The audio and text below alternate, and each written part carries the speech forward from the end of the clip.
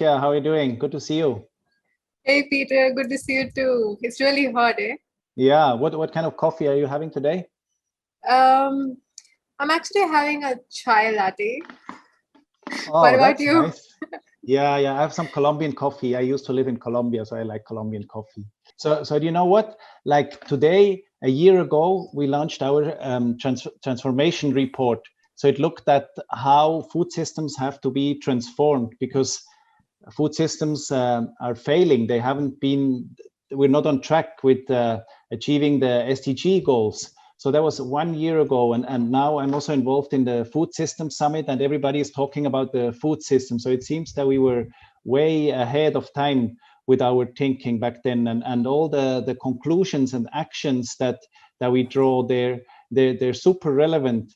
And especially the one on social change, driving social change for more sustainable decisions is really a key one. Yeah, I remember reading that, and it was a brilliant report. And I remember that they also emphasized on the fact that we really need to link science to social movements to support this transformation. And it involved using behavioral science to design interventions, translating scientific knowledge to a broader audience, and especially involving youth. And I know that CCAFS has been involved in reaching out to the youth through multiple platforms, especially to support the pledge and also hosting the Act4Food, Act4Change youth event at the Youth for Climate Driving Ambition in September 2021.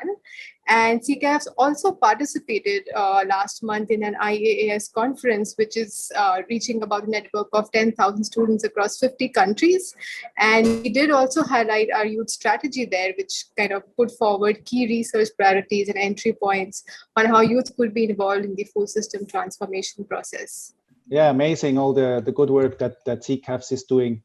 And so what about you? What is your personal story, your motivation to contribute to adaptation, mitigation to climate change and making food systems more resilient, transform food systems? So I have been a part of CCAF's Gender and Social Inclusion team, and over the last few years of my experience, I have personally come to believe that youth, especially young women, are and will be the key drivers of change in the coming years.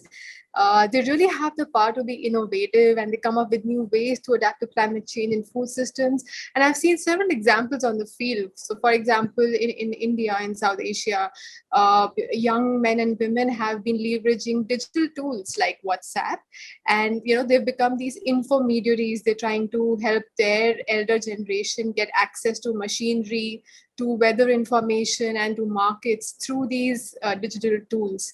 Another really good example is that of Hello Tractor, which was developed by young people in Nigeria. And it's something like an Uber, but for agricultural machinery, which is just brilliant, right? Very, very powerful examples you have there. When I think about social movements, I always have to think about Greta Thunberg, right? So we've been writing papers for the last decades, and what she achieved, she and all the other young people, the whole movement in only 1 year. I mean, it's impressive, right? I mean, we write papers for more than 20 years and nothing happens. Completely. And then the kids go on, to the street and create those movements and all those change. Of course, in our defense, we have to say that they always refer to our science. They always say, listen to the scientists, so which is good.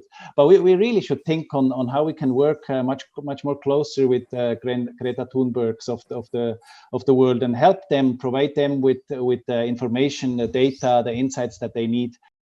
I completely agree with you, which is why the Act4Food, Act4Change Pledge actually brings together this social movement and innovative actions by the youth by creating a collective force and actions for change from across the globe. And that is why I personally, along with all of us at CCAFS, support this pledge. And I also support CCAFS in their pre-COP event dedicated to this pledge.